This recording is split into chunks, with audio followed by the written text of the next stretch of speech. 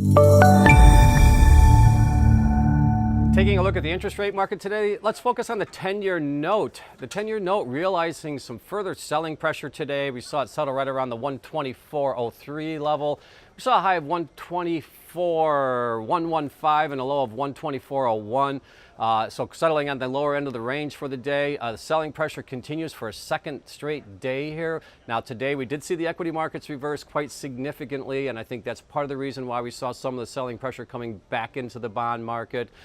We did see yields pop back up above the 2.4 level. 2.43 is the current yield on that 10-year. So back up towards the top end of the range for the last week and a half, as we once again have seen the equity markets settling into a range here as they continue to negotiate some of the dynamics in the marketplace, and particularly when you look at the U.S.-China trade relations, that volatility within the market space, I think, is continuing to see. We're seeing money flow in and out of the bond market and the currency markets as well.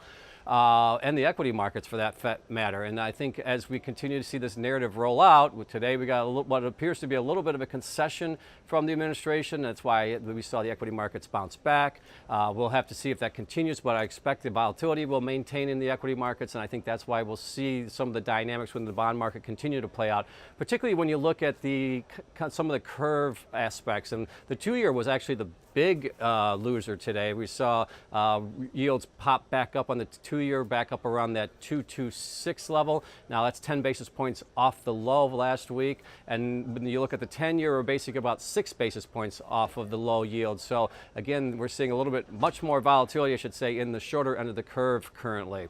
Also, I want to point out that over the next couple of days, we do have some news items that will continue to possibly influence the 10-year as well. Now, we did have some Fed speak this morning, and the market's been getting a lot of Fed speak this week, as we saw the Chicago president as well as the Boston Fed president speak today.